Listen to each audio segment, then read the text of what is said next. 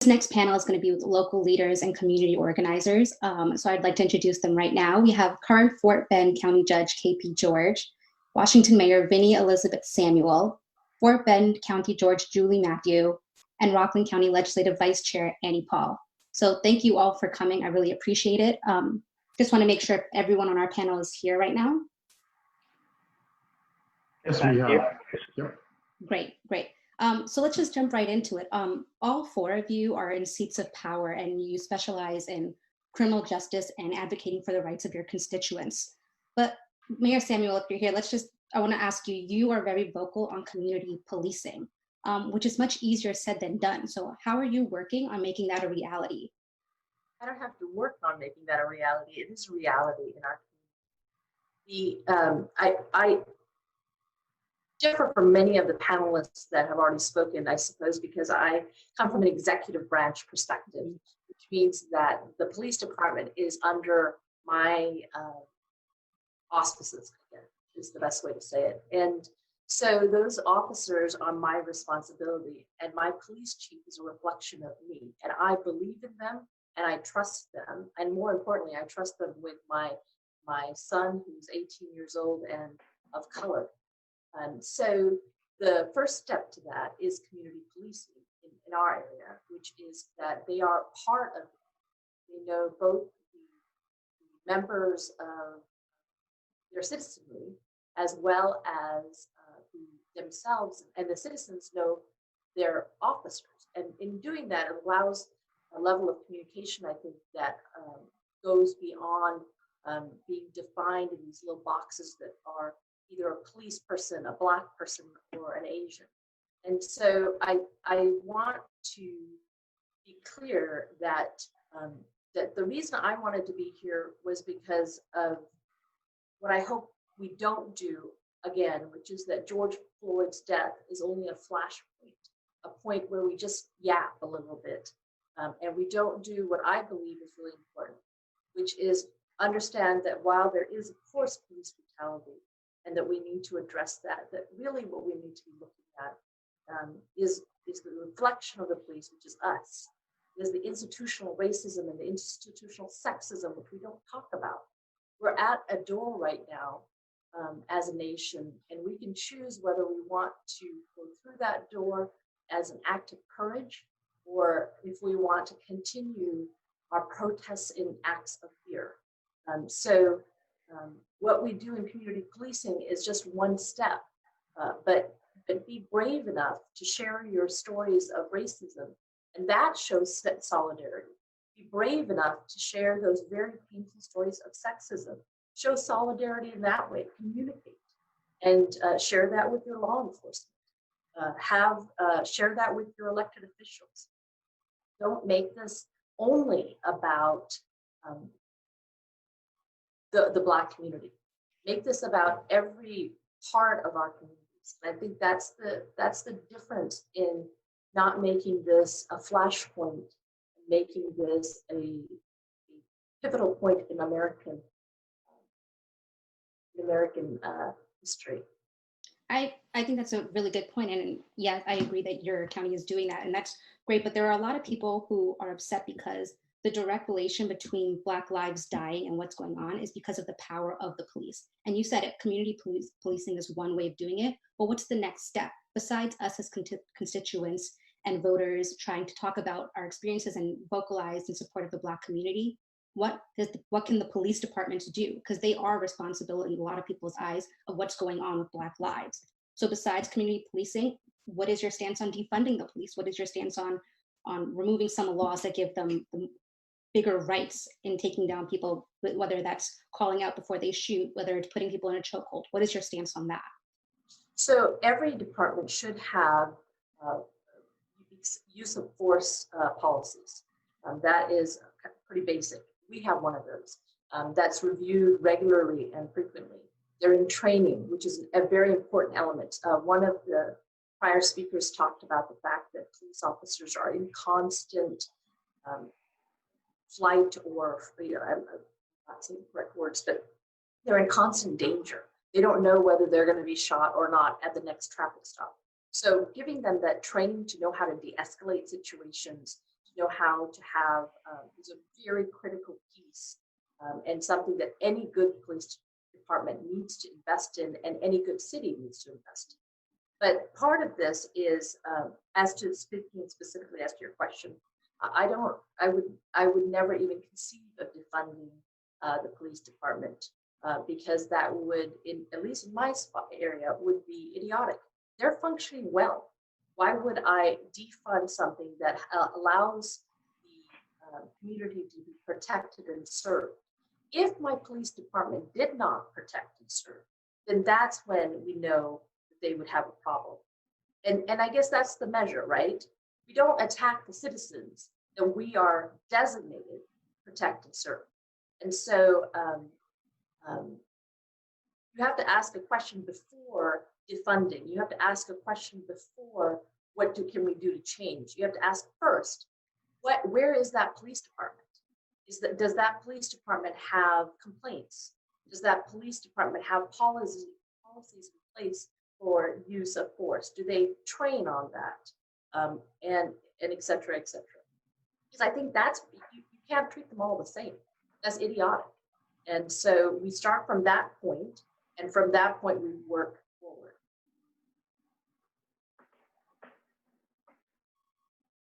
Got it. I mean, I think it's fair to say that biases are everywhere, and depending on what community you are and what county, the demographics are very different. For example, we have two judges here, Judge George and Judge Matthew. I mean, the demographics for Fort Bend is 56% white and under 20% African American.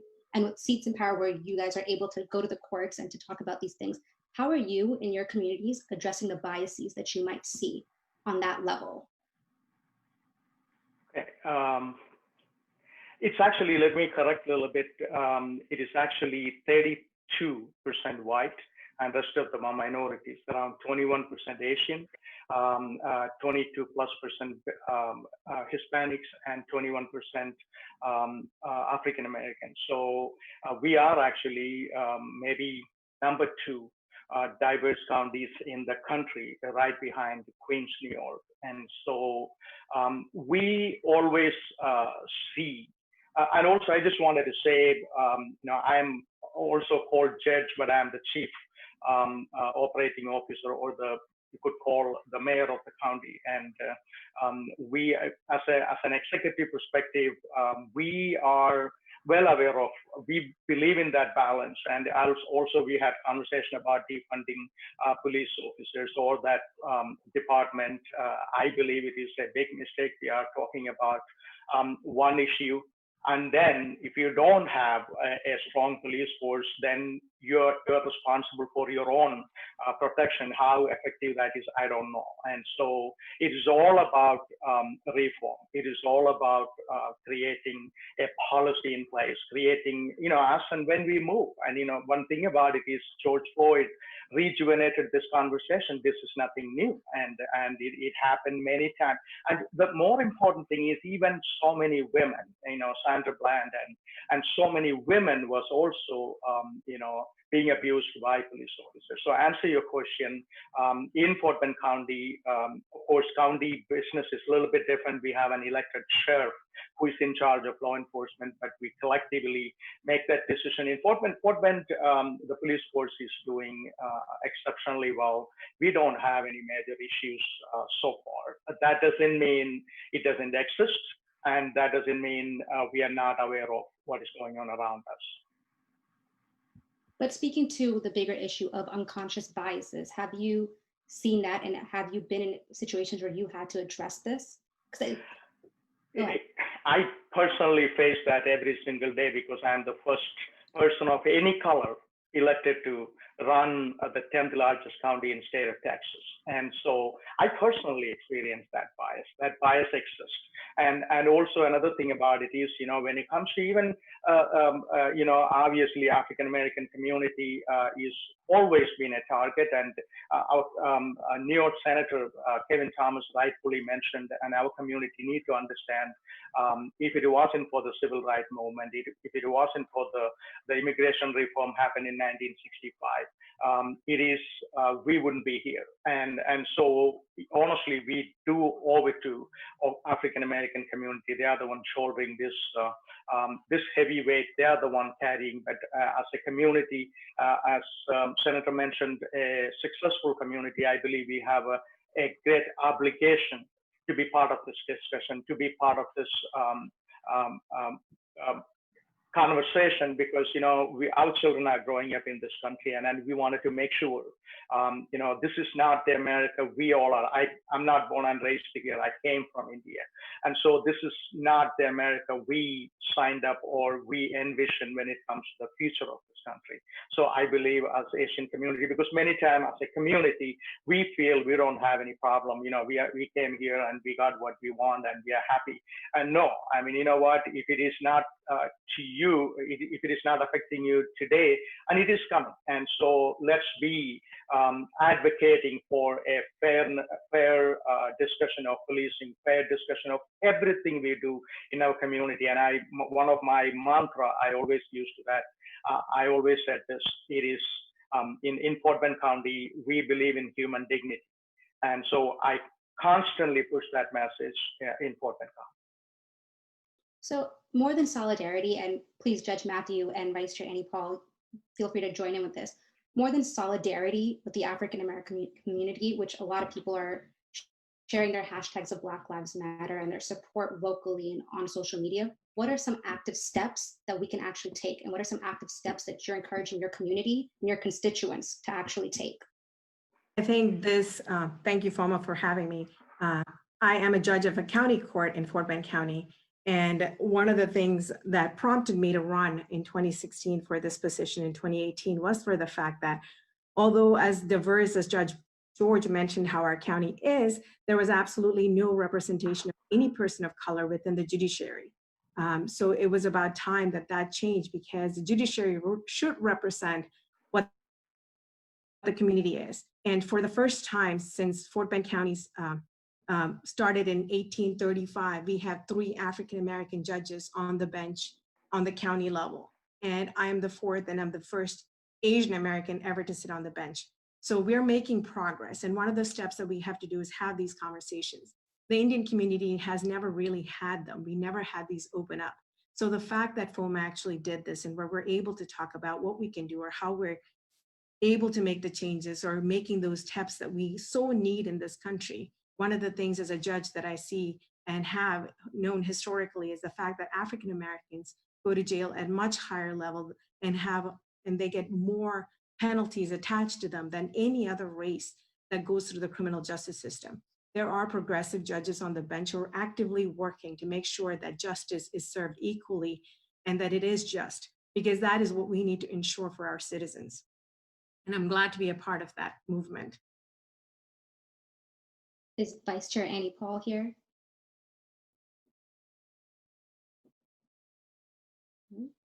Okay, well, moving on a little bit. In our community, everyone has been saying that this new generation of younger folks should be speaking up and sharing what they think about Black Lives Matter and how they can act up. But the truth is that the fact is that a lot of our older folks, our parents and grandparents, uncles and aunts, are the ones that are staying in their own lane and afraid almost to speak up. What can any of you say about that and encouraging older people to speak up and why it's important that they do? Thank you. It is a good question.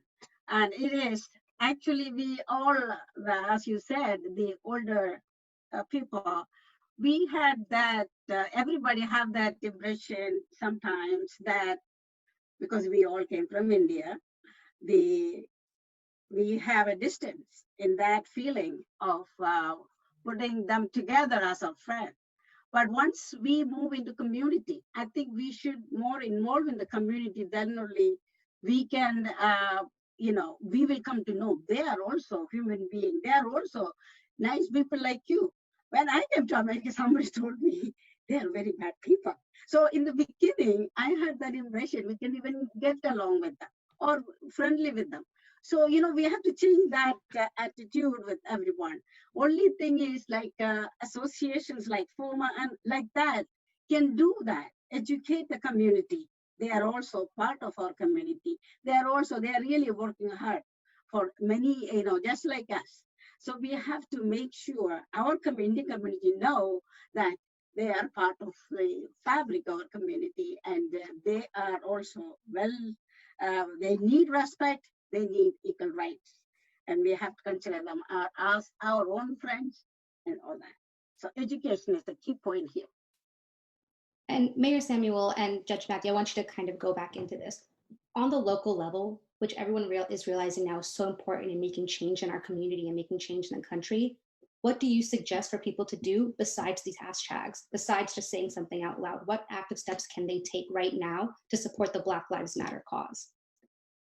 One of the things to say is truly get involved in the political system. You have to be able to, first thing is vote. If your voice is your vote, and I tell people that it's so important that if you want somebody to be a representative of you, then you make sure that you vote for that person, that you contact person, that you write your legislators, that you call up your judges, whatever it be that you need. If you see some injustice, you need to address it. There's no reason to just sit back and just accept it. We are citizens of this great nation, and we need to fight injustice. Anytime we see it, there is no reason to sit back. And that's my primary thing, whether I would be telling my neighbor, myself, my friend, whoever it is, if you see something, take action, don't sit back. I would take it one step further, and I think the judge is 100% right, and I would echo everything she says, but I would also say it's not just the political process.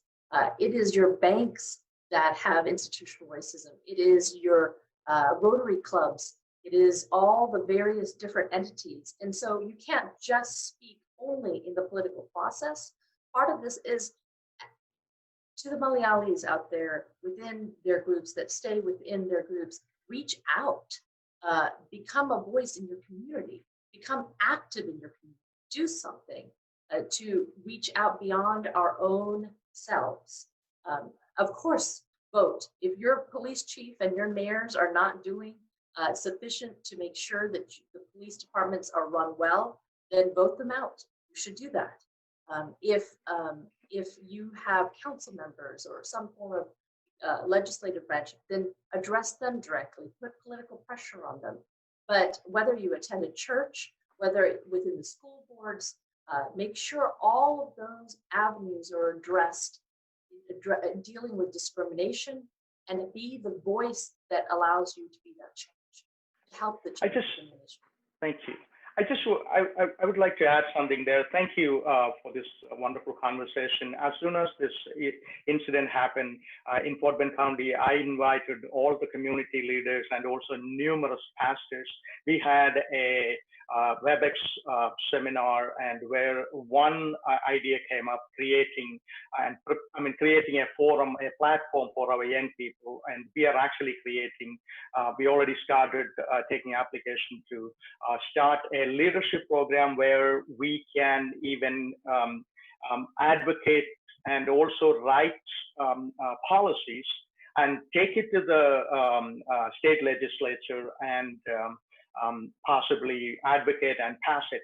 And I always learned this: advocacy without action is, again, we are just talking and never get something done. And this is not the first time a African-American guy brutally murdered in this land, and it happened before. And we all get upset and then we go away.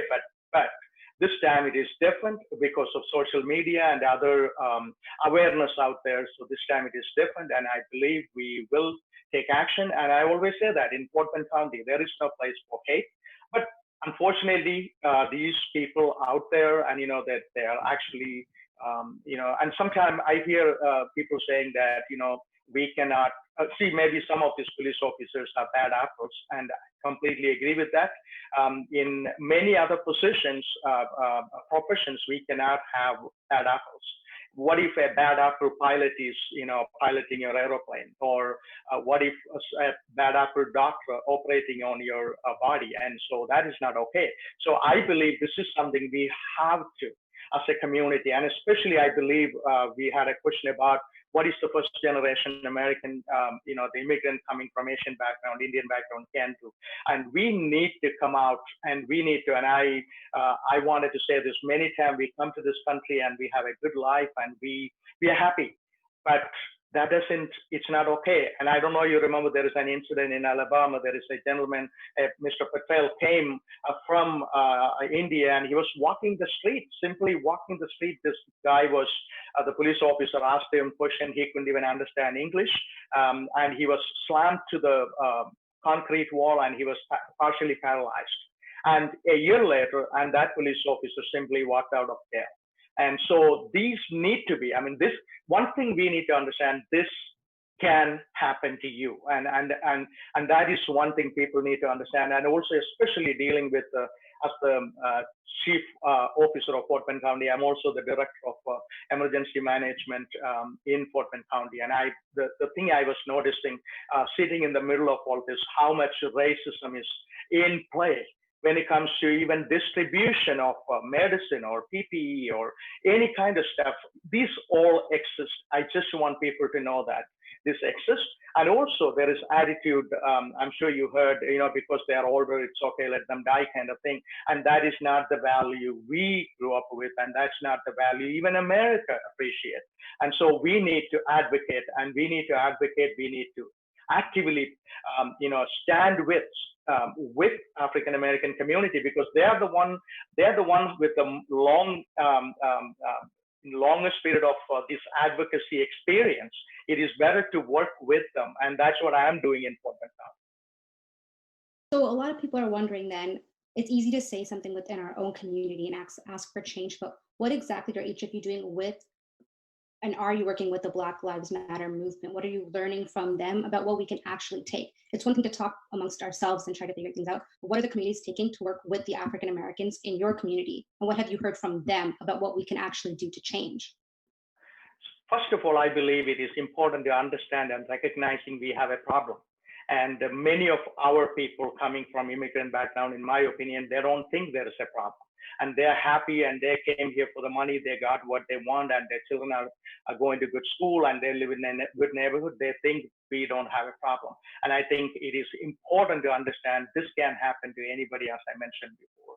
And so that's the message. And I wherever I get a chance, and I always talk to our community members, hey, it is important. And one of the things is we are one of the most educated group of people, and look at the voting percentage, how many people get out and vote. And so very few. And so this is an issue. This issue I can talk all day. I mean, because it's so much to what I'm learning. First of all, you need to understand the issue. This exists, and second, you need to understand this can happen to you. And that means what? If you see a danger, and then you are going to come out, and you are going to come out advocate and activism. Go and run for office, and go out and vote and support people who are following, or support who is running for office, can coincide with your values. And so be an active member of the society. That is the best thing I learned from talking to our African American friends. I wanted to add in that in regard to Fort Bend County, our specific county, and Judge George already mentioned the makeup of the county. We have the first African American DA, district attorney, who prosecutes cases in our county. So our county has progressively grown, and I hope that it truly becomes the beacon for the rest of the United States, because what we have currently going on in Fort Bend County is pretty amazing. And we are working with African American leaders.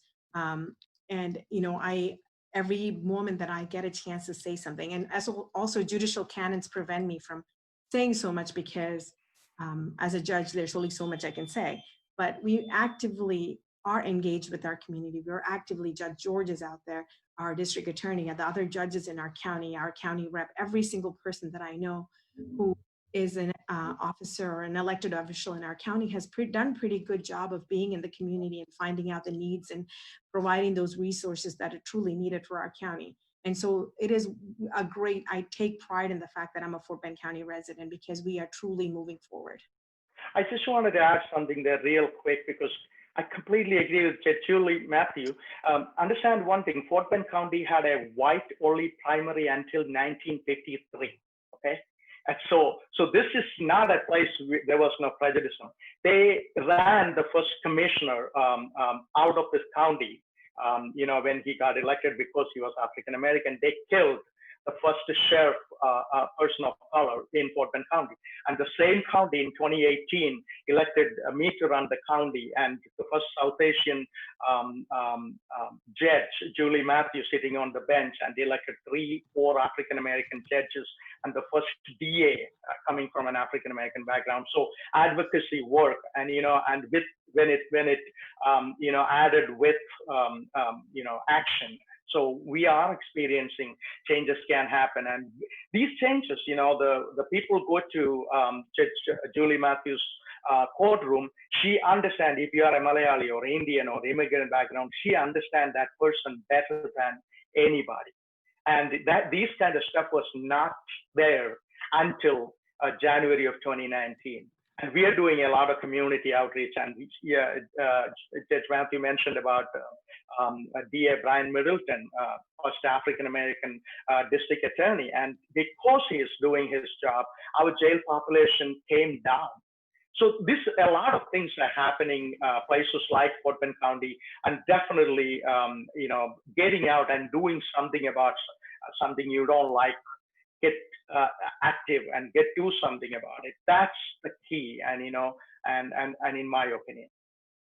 I want to bring up one more thing. I think it's prominent in our community. We don't want to ignore the trials and things that we've gone through, but it's easy to forget that this right now, but what's going on is about supporting Black lives. A lot of people are quick to say that all lives matter, but the truth is that can't be true until we have equality for Black lives. Before that, we have disparities in our healthcare system with our responses to COVID, with jailing, and we see it across the board, really. So I think when you guys are talking to people in our community, in the Brown community, who are so quick to make this about ourselves and not looking at the bigger picture of what's going on, is that George Floyd was murdered. And then you brought it up yourself, the man in Alabama. The call that came in was because they thought it was a skinny Black guy, not because they thought it was a brown person. He was called on because their neighbors thought it was a skinny Black guy. So there is a difference, I think, that we need to make aware for everyone. This can't just be about what's kind of happening right now, and that I think it's great that there is change, but within your own communities, how are you guys, and I mean like in your communities, as in with your home, with your parents and people within our Indian community who are having a hard time understanding this, what's some advice you can give to people about how to really address that this is about solidarity with the African American community, not just about all minorities facing something. Right now we see that it's disproportionate towards Black Americans, and that's what we need to be talking about. So feel free, anyone that want, Vinny, maybe if you want to start first, about how are we addressing this about the Black community? Unmute. Oh, I can hear you. Oh, good. Sorry. I just lost the train of thought while I was trying to unmute myself, so my apologies. But could you ask me that question one more time? I apologize. I was trying. Totally fine. I was saying that I feel like in our community, people are more quick to kind of talk about the disparities that happen between minorities and Indian people. But the truth is that within our healthcare system, within jailing, with a lot of these things, it's targeting the African American community, the Black community. And someone mentioned before that there was an Indian person in Alabama who was partially paralyzed because of a phone call, but a cop call that came in. But the truth is that the neighbor called because they saw a skinny Black guy. Right. So there is a difference. And while our people did go through a lot of racism in our post 9/11 world, no one's denying that. But we're talking right now is that it's disproportionate towards African Americans. And that's what we need to be talking about. So how are you dealing with that in your community, whether that's your home or your constituents? How to make sure that people are focusing that Black lives matter, bigger in the context of all lives matter? So the reason the Black Lives Matter movement is so important is because they're, I guess, upfront. They're the ones that George Floyd's death has to have, George Floyd's murder has to have meaning. It has to have meaning beyond just the death. And so in one sense, I think what you're asking is how are we making a difference using that event as being something that matters to us on a personal level and to change our homes, our communities. And I was thinking about this this past week, especially, and so each of us, well, I assume, but at least everyone I know of color and every woman I know has a point in their lives which has at least one point which has been horrifically painful due to racism or sexism. And I think it is very difficult for the vast majority. I'm reading the chat, and there's a lot of people that are talking, but there are a lot of Indians that don't share that information. And I think that what we have to do is to address the discrimination that we have experienced, to make sure that those in power understand it is not an isolated incident. It is part of the fabric of our institutions, and that is why we have these deaths. Why does this murder matter so much in comparison to all the others that have come before it? Is because if at some point there needs to be an end, and the only way there's an end is if we share that it's not uncommon. It is part of every people of color's fabric. And even though it is the Black Lives Movement and George Floyd that's in front of us right now, it is part of America. And we have to talk about that honestly. We have to talk about racism honestly. And if we do not do that, this will not matter. This will be one more death on our door.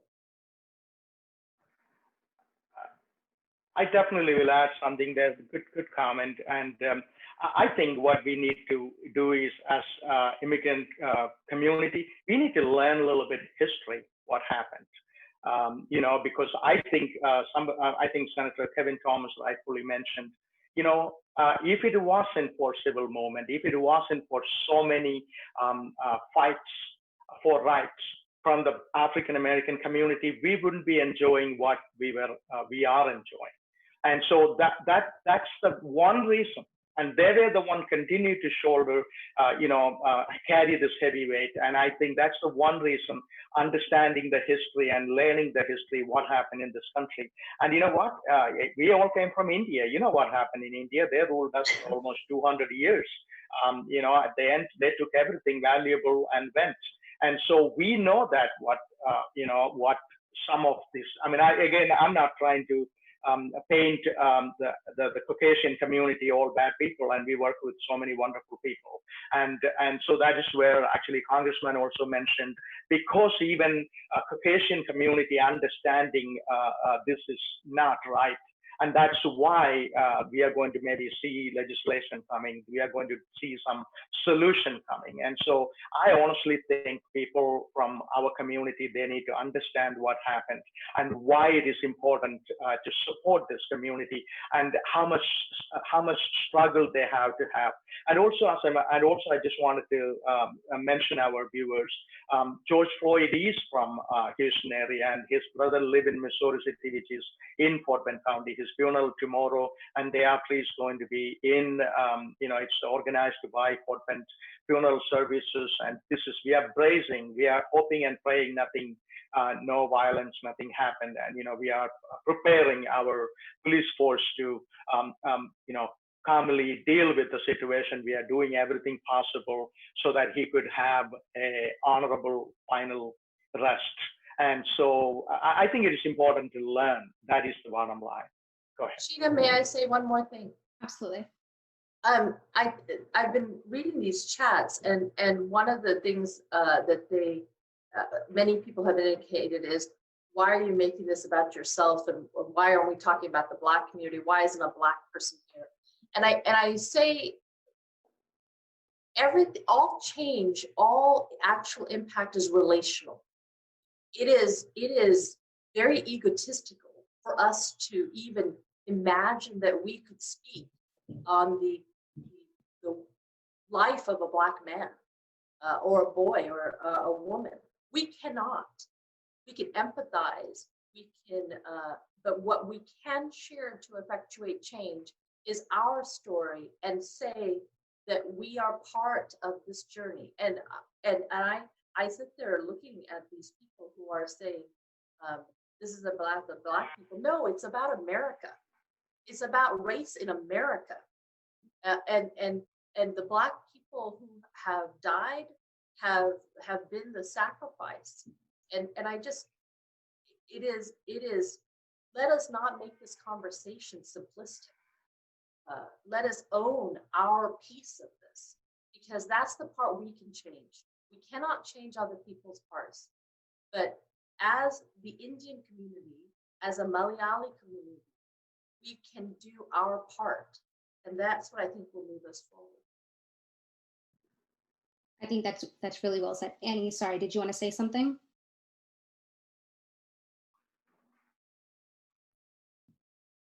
Can we unmute? Okay. Oh, okay. So the racism is still there. Even I have to tell you, when I was running first time, that's an Indian woman running here, they closed the door on me, many houses. But, don't feel bad. It is part of this, it takes time to adjust to the color, all that. That's the same thing we are talking about now about Black community here. But we have to embrace the changes. So now we have a lot of, I'm working with many African-American people. One of the legislators is an African-American. He's the one who helped me a lot. Let me tell you that, compared with all the other white and all that. So I was just saying they're very helpful people. We have to embrace that, accept the fact that they are very nice people. That's why I said we need change. Behavioral change in everybody's life is needed. Have to deal with people. And also we have to change ourselves first. As Mahatma Gandhi said that you be the change, what do you want to see around you? Teach your children how to behave, how to take care and accept others with respect. So that way we could have a nice future. Our future will be better. And also this won't happen like this. NAACP, National American Association of Advancement of Colored People, I'm part of that, association. I think people have to involve in the community, organization, associations, multiple, so they know how they embrace, they do the changes, how they teach, they empower the people. Even the Latino Association is there. I'm also go there for the function. I said that we have to involve in the community in different capacity, in different organizations. That's where you learn their culture, our culture. We can teach them our culture. How, as always, the nonviolence and all that, that is our forefathers, our Mahatma Gandhi's, this thing, nonviolence and peace and nonviolence. We can start that here. This is the time we have to start that Mahatma Gandhi's principle, nonviolence, how to promote peace and nonviolence here. I think we have to take initiative for that. This is the best time for a change, and I advocate for everyone to start doing that. Even FOMAA can take a leadership on that. Let us do that, so that way our future will be in good hands. Thank you.